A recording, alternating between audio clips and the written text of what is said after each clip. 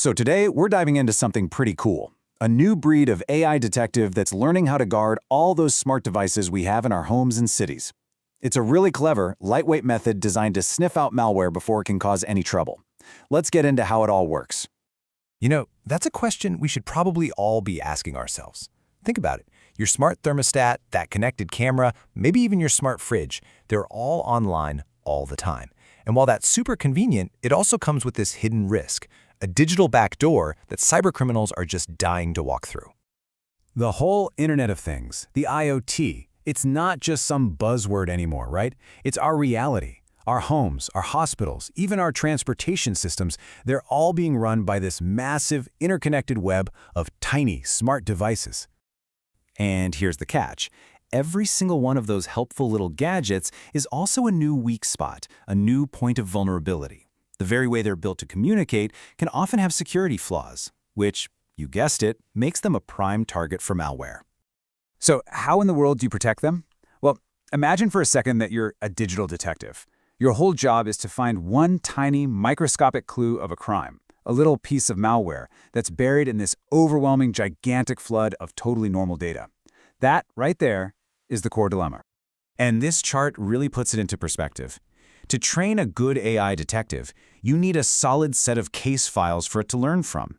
But in the real world, as you can see, the bad stuff, the malicious traffic, is just a tiny, tiny fraction of all the data flying around.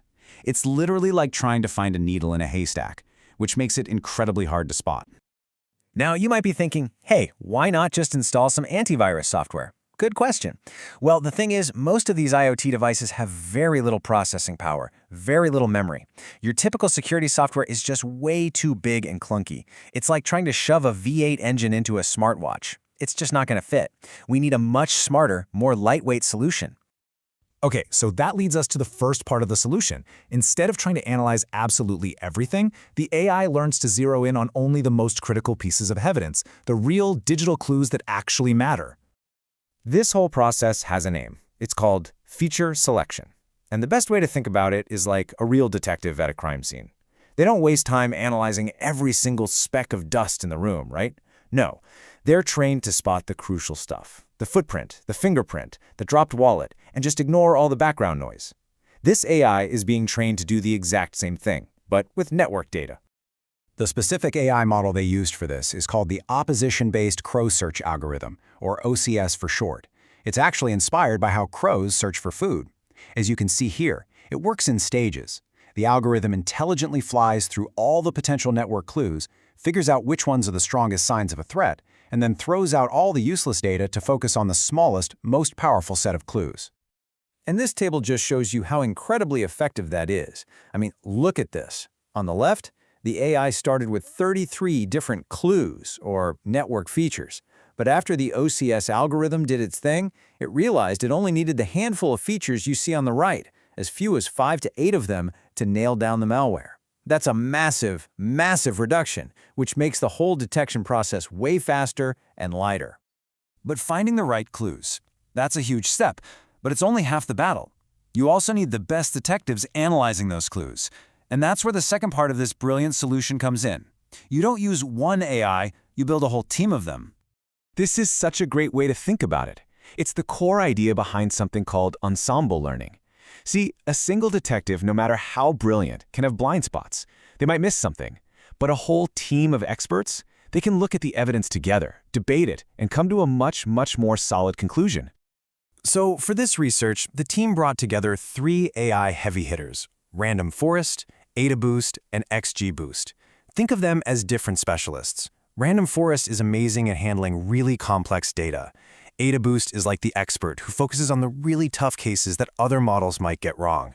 And XGBoost, it's just a powerhouse, known for being super fast and incredibly accurate. So here's the bottom line. Relying on just one AI model is okay, but it's a single point of failure. The ensemble approach, the team approach, is just so much stronger. The different models basically get to vote on whether a piece of data looks malicious, and by combining all their different strengths, the team as a whole becomes way more accurate and reliable. So what happens when you combine this super smart clue finding with a whole team of AI experts? Well, you get some seriously impressive results. And honestly, it gives us a glimpse into a much safer future for all of our smart devices. And here it is, the verdict. The researchers tested all these different AI models using that tiny, optimized set of just 8 clues. And as you can see right here in the table, while the individual models did pretty well, the combined ensemble voting classifier, our AI detective team, came out on top, no question. And that top score was a whopping 95% accuracy. Just let that sink in for a second. By using just a tiny fraction of the original data, this AI team could correctly flag malware 95% of the time. That's incredible. Which brings us right back to where we started. Remember, the goal was to create a security system that was super effective, but also light enough to run on these small, not so powerful IoT devices. And that is exactly what this approach accomplishes, top-tier accuracy with a tiny footprint. This kind of technology is a huge leap forward for protecting our connected world, but it also leaves us with a really fascinating question to chew on for the future. As our AI defenses get smarter and faster, how do we make sure they can keep up in that constant cat-and-mouse game against cyber threats that are also getting smarter every single day?